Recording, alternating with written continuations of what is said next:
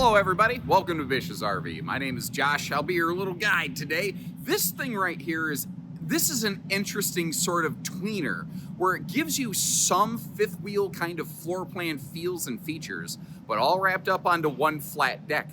And it's an interesting kind of modernized take on the classic rear den sort of floor plan, where what we have here is a big smart TV and fireplace on the back wall, surrounded by opposing hide-a-bed sleeper sofas, which makes this, interestingly, a couples model that is very conducive to having some guests over for the weekend. Like, let's say you've got a couple grandkids and one's a boy and one's a girl, and they don't want to necessarily bunk up in the same bed together. You can have two hide-a-beds. Or let's say you're the grandparents. Maybe you want to have your kids and grandkids for a weekend. It's a couples model that can do that. Or it can just give you nice, big, open space with a lot of campsite window coverage. And because it's a slide all the way to the back of the RV, it doesn't interfere with your awning space at all. So it doesn't really, you don't have any sacrifices on the campsite patio function on this one. One of the other things that I really love on this, I think they executed it better than almost any other brand I've seen, is the way that they've done the dining here. Because it's a 90-degree pivot table, it can either be like a normal table and chairs, or you can turn it and it can be almost like a dining desk that overlooks the theater seat. So you can actually have multiple people kind of enjoying the entertainment all at the same time. True queen bed, a full Imagine like this has the drop frame big front compartment, the barreled ceiling, and a bunch of other things. It has a lot of good stuff going for it. I will say my personal opinion is mostly even due just to the 35-foot nature of this thing. I think you should probably pair it up with about a 3/4 ton truck. So I don't know that I feel great about a lot of half-tonning this, and I know that disqualifies a lot of people, but giving you information like that, the good, the bad, the ugly, with everything in between, that's what we're going to find here today. And if you appreciate that, hit that subscribe button. Let's get in there. And this, I think, right here is one of the major calling cards of this floor plan, is this big, just wide open direct viewing entertainment center. You know, when you're sitting at the theater seat, you're just staring straight down the barrel of that sucker. Reminds me of the old Maxell tapes commercials, you know, where the guy sat across from the speaker and it literally blew him away or whatever. That is also a smart TV, and you see the electric space heat and Tootsie Toaster down below that. Now, what is less obvious is if you really look at, like, under the fireplace, you see, I guess you call it the baseboard of the cabinetry. There's some slots in there. That actually is a heat exhaust point. So they've been able to maintain their ventless, carpetless flooring in this. And Imagine was a little slow to finally adopt carpetless, although they were very much ahead of the curve on the ventless kind of thing. Before I forget, today we're going to look at one that actually I think does have the second air conditioner installed straight from the factory, but they will all be prepped and ready for the second air, if nothing else. We're going to come back to the kitchen. One thing I want to point out here real quick, though, is I think one of my favorite features, because this is a floor plan a lot of different builders have tried over the years, and I think most of them suck at doing it. And I think it's because their campers never did this.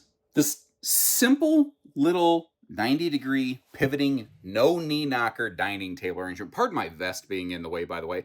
I'm in their lamination plant today, and if a manufacturer does their lamination properly, they always keep their plant set to a certain temperature and humidity with a very slim tolerance. And this place right here seems to be no exception. So it's a little bit swampy and a little bit toasty, and I definitely did need an insulated vest today. But I love this. I love that it gives me a couple things. First of all, if you are sitting here having a bite to eat, you're kind of, now, if you have a couple tall people sitting at the theater seat, certainly their head could be in the way a little bit. But you could be sitting at the table and still enjoying your evening entertainment. And especially with this being primarily a couples model, the number of times somebody might be sitting in front of you blocking your view is probably more limited, and that's more of a theoretical rather than a all-the-time practical problem. Another thought that I had, because these chairs can just get out of the way, if you got like a big dog, you need a big dog bed space or something like that, like, nothing says you gotta always have those chairs in the way. And if you are just sitting here, I say dude because I don't know your name individually, but dude, you have some serious campsite viewing in this. Although you're about to lose some of that because I've pulled some of the blackout night shades here for privacy, Because one of the other really cool aspects of this, as I mentioned, this is a couples model that is very conducive to having multiple guests over for the weekend at one time. But what's kind of cool about this is you notice how you don't have all the seats kind of overlapping and fighting against one another. So if you do have the hide-a-beds open, you can still, anybody can still kind of navigate through the RV, whether it's to wake up, get to the bathroom, get to the kitchen, whatever the situation happens to be. And personally, I like the lighter, brighter, kind of revised decor that they have here. It makes the whole thing look and feel a little bit bigger to me. Now, what is also interesting, it's easy to miss, because you kind of look at this RV, you see the living room's in the back and the kitchen's in the middle. But look at the slide fascia. This is all one gigantic super slide over here. And thankfully, it's not a super deep slide, so it handles the weight that we're throwing at it pretty effectively. But the idea here is that it's giving you that big open feel while still giving you a big functional kitchen. Now, the trick is when you're at your destination, it feels like by putting the refrigerator in the middle of the countertop that you've split up your prep space, and that's stupid. But if they would move the refrigerator and flip-flop it with this storage over here, then that countertop and the sofa would block it for road mode travel access. And we're going to demonstrate that later. And it feels like they're darned if they do and darned if they don't, no matter what the situation necessarily might be. What is nice, though, is they have a healthy amount of storage in what looks like a neglected kitchen. So running through that, our cabinet doors are hardwood. You can see the hidden hinges and the magnet holdbacks, which is nice. It is all pocket screwed lumber core cabinet styles and rails. And if you needed a deeper explanation what that means, leave me a little note. By the way, if you're watching one of these videos, and let's say you're newer at this and like you're not a professional RV looker-atter like I am, if you don't know what some of those phrases mean, please just drop me a comment and say, don't feel like, hey, this might be a silly question. Just ask. That's how we learn stuff, is we just ask questions. Now, back here in the corner, it's not a full-on pop-up power tower. It's just a couple USB Type-A plugs, but that also is a wireless phone charge pad, and I'm willing to bet, yep, there they are. We have some household outlets up here under the overhead cabinetry. That is a pretty common place to find those. In a full Imagine, like we're in right now, not XLS, not AIM, but big boy Imagine, you'll have solid surface countertops in the kitchen and the bathroom. And look at those big mega drawers over here in the kitchen space. That is pretty serious. I also love, I call them the light bright organizer pegs that you have in that pots and pans drawer down there. Now, I've been using this RV as my daily base of operations, so pardon my Subway sandwich. I swear no one has been hit harder by inflation than the $5 footlong. Because where we once had the $5 footlong, I think we now have like the $7 6-inch or something like that, where it's like, yeah, that's obviously not nearly as exciting. Am I still going to eat it? Yes. Am I happy about it? No. Whatever. You know, this, whatever. Over here, because this wall is not a laminated wall that's shared with the bathroom, they're able to actually put some power outlets down where they're a little bit easier to access. And I love the smart execution in this kitchen down here. A couple bonus drawers to pop out. So, you know, the other drawers are really big. They feel a little too big, maybe for silverware utensil drawers. These feel a little more appropriate for that. And the dedicated wastebasket space, little stupid stuff like that. You don't think about it. When you're RV shopping, I want you to walk around an RV. And I want you to ask yourself these intensely silly, stupid, mundane questions. Like, where do I throw away a Hot Pocket wrapper? And where do I hang a jacket? Where do I put my dirty laundry? And I get it. It sounds crazy and stupid, but those are the questions that will determine how much you actually enjoy a floor plan over time. When you're first shopping for an RV, you're like, I need to sleep 6 people. I got to tow it with my whatever pickup or whatever, you know. When you're actually using the RV, you're like, you know, where do I set my toothbrush? It's those things. Now you're getting a couple nice little reflections of me in the television and the fireplace. You can see, obviously, I'm sitting down at the sofa, not trying to give you any sort of weird skewed view of things. Like I don't usually use the fisheye wide angle lensing or anything like that. Also want to really kind of drive home the fact that that TV can pivot around depending on what you want to do. So like, let's say I'm your grandson. I guess you could say I'm your granddaughter, but you know, whatever. Okay, fine. I'm your granddaughter, and I'm camping with you this weekend. If I like to stay up late at night, which I do, and you're ready to go to bed, I can hang out back here on that hide-a-bed, and I can have the TV kind of put me to sleep. That's one of those things I found. My stupid busybody brain, I need something to distract me, or else I cannot go to sleep. Like, if I just lay in a room that's dark and quiet, I will never sleep. It's crazy. Anyway, because here's what happens. Maybe I'm alone, but like right when I start to go to sleep, my brain remembers that argument I had with Tim Johnson in 8th grade and all the things that I should have said, and I start getting all angry about it. Or I start to remember the TV jingle, like double, double, double mint gum. And I'm like, oh God, no, don't do this to me. Sorry, I got way off tangent here. Anyway, off tangent, that's about brand for me. Privacy shade integrated into the entry door. It's just a nice touch that they actually include that. And have you noticed they don't have the cardboard boxy valances and stuff like that? Just a very simple, clean execution on their window treatments throughout the RV, even though up in the bedroom, it's exactly the same. So we work our way over here into the bathroom. I'm at kind of a funky angle to show it, but I popped a couple of these drawers open. You have 3 drawers down here. The bottom one's open all the way. All 3 drawers do open the exact same depth. And again, notice that we still have solid surface counters, and that is not a cheap plastic sink. It's, I believe that's called stone cast, where basically it has an exceptionally heat resistant coating on it, where you could literally pour boiling water on it. It's not going to screw anything up, although it's not like you want to get stupid and splash it around too aggressively in here. The headroom in the shower is not bad. The RV is only 6.5 foot tall from floor to sidewall. A lot of RV dealers are going to try to tell you that this RV has an 81-inch ceiling. That might be true to the center of the barrel, but not in its entirety. So it's a 6.5 foot wall with a, like a 5-inch barrel, but it's enough that a little over 6 foot, I can still stand in there. This is, by the way, one of those retractable kind of shower door things right here. And as long as I'm in here, I guess I might as well finish opening stuff up. We're going to do this one live on camera today, which I don't normally do, but this is just a handy little linen cabinet area here. Or if you're like me and you have a really intense hair care routine, because it's not easy keeping this luscious man mane under control, ladies and gentlemen, there you go. A little bit better look at the cabinet hardware that they have going on here. I do prefer the towel bar over the towel hooks as well. You might notice as I give you my toilet selfie champion routine here on the right side of the screen, you're not really seeing any heat vents in the floor, because if you're in here playing the Game of Thrones and you're dealing with Peter Sprinklage, you want to make sure that you don't have anything going down the vents. So they maintain a heat vent under the shower right there. And both the bedroom and the bathroom have their own sliding, kind of like pocket privacy style doors right there. Moving up front, this is a north-south bed arrangement. You don't run into a lot of bedroom slides until you get up into reflection, although Imagine does have a couple.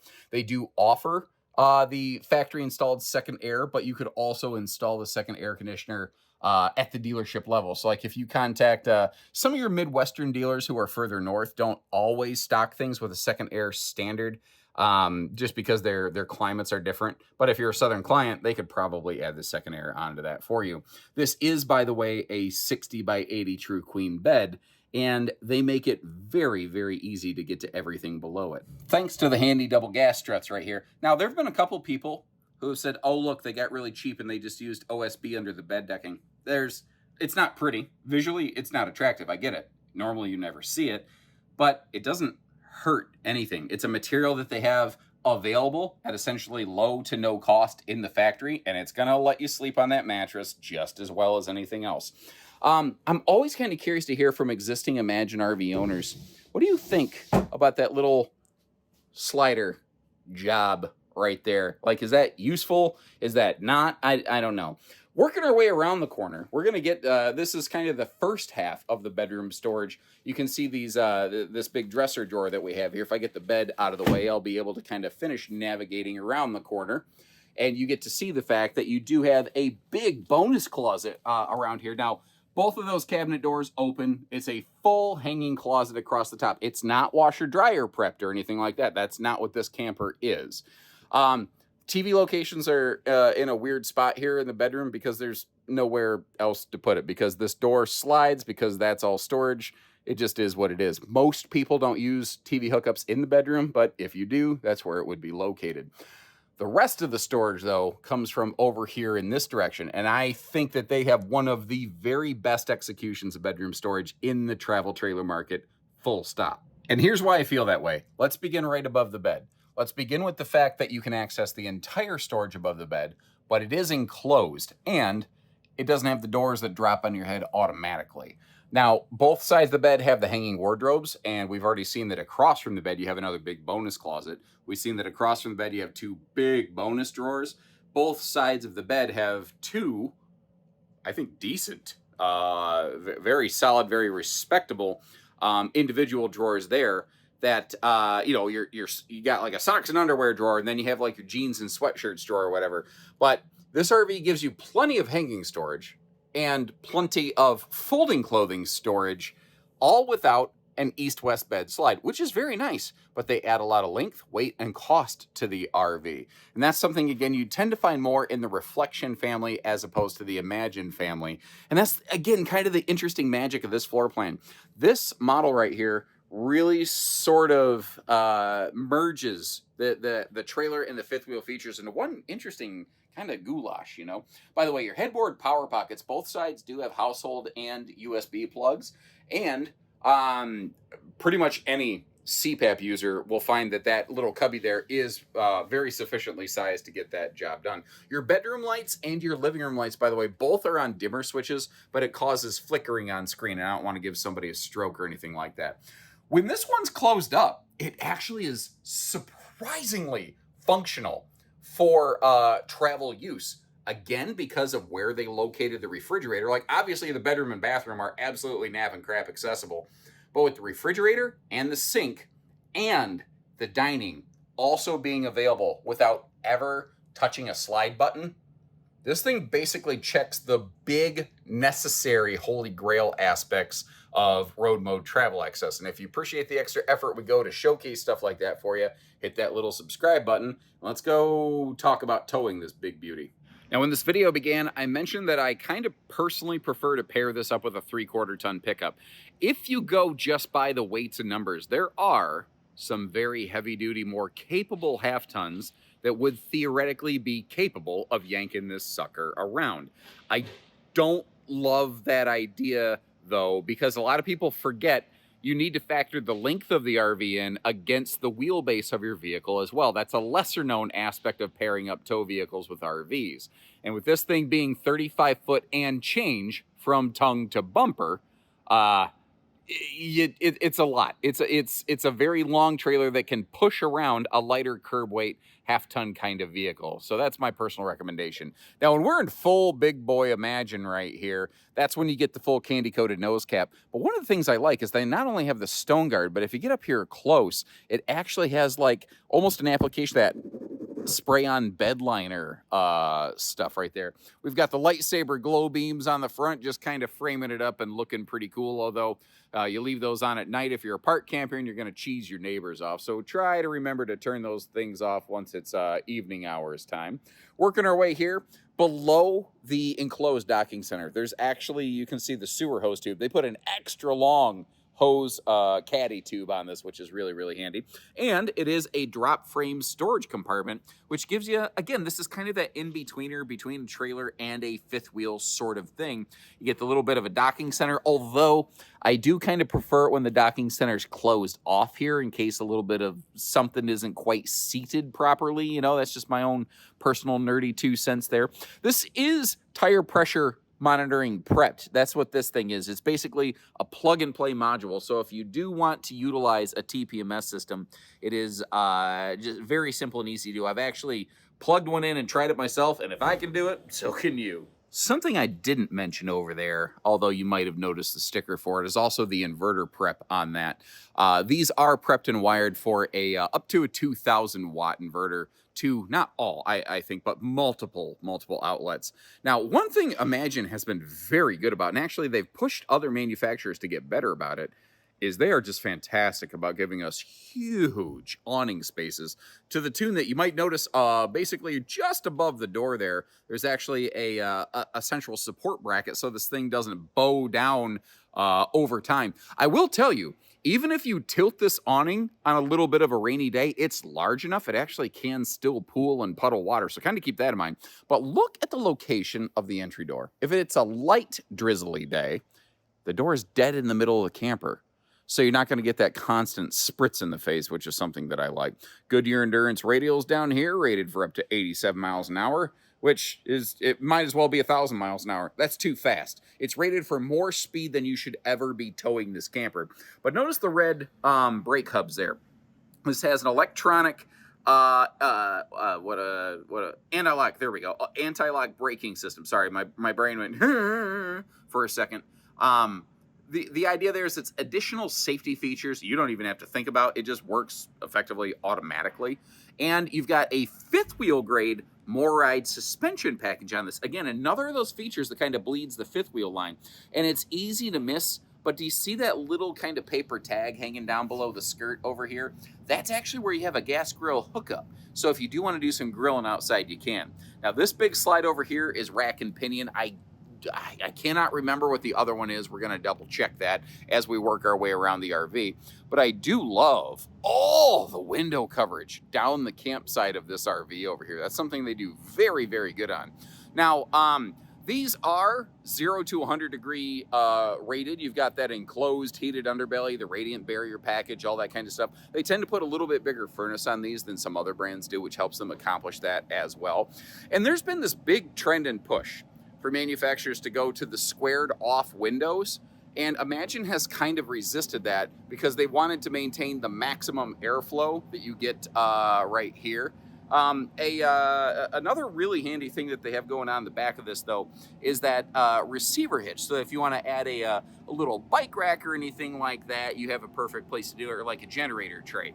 But this is down to the ground level. What's happening up on the roof? Well, historically, for like the last 3 or 4 years, these had a 165-watt solar package. It's not that they've reinvented the wheel, but they finally got to what I think is current with everybody else, and they went to a 200-watt standard solar package with a 30-amp controller. So what that means in English, if you don't know, if you wanted to add a second solar panel to just give you a little more of a boost, you definitely could do that. It is also prep. No, I think I told you about the 2,000-watt inverter prep, didn't I? I cannot keep anything straight anymore. All right, so it sounds like watching this video just looks to you like I just was stupid. What you didn't realize is that I was just involved in a 30-minute phone call between those two little segments right there. So my brain just isn't exactly sure where we left off the last time. I do want to point out that over here in your kitchen, the stovetop does actually exhaust heat outside. If you're shopping different RV brands, this black rectangle above the Imagine logo right there, that's one of those things you want to keep an eye out for, because not every brand has one of those things, and it dramatically reduces the amount of heat that just gets caught inside the camper while you're cooking. We have a 60,000 BTU on-demand water heater and a single centralized gray and black water exhaust point right here. But what's awesome about this, they're centrally located in the RV, but also both are right next to the bathroom and the kitchen. One, that allows them to have that single sewer outlet point, but two, the fact that the water heater is right next to the kitchen and the shower means you're not sitting there waiting for the hot water to finally get through the water pipes. The hot water will start coming out of the shower head or the kitchen faucet much, much faster, which means if you're boondocking, you're wasting far, far less of that precious fresh water. So thanks again for tuning in. Double check the links in the video description whether you're curious or whether you're serious about pricing and availability. But when you do that, please keep in mind, you're gonna see a number and you're gonna be like, whoa, it runs how much? They basically have pricing policies where we usually cannot publish our actual discounted sale price figure. You contact our team and we can get that for you. So if you're just kind of curious to see eyeball where it is in the marketplace, maybe just check our website, then hop off. If you're really like, what does one of these things run? Contact our team so we can get you a real figure. We don't do hidden dealer fees. We also winterize your RV for you at no additional cost. And we include our first year of our RV Fix mobile telehealth for camper service for you in on top of that. Again, just plus taxes and tags. We don't charge extra for those things. So when you're ready, we're ready. And short of that, Take care, stay safe, have fun, and happy camping, everyone.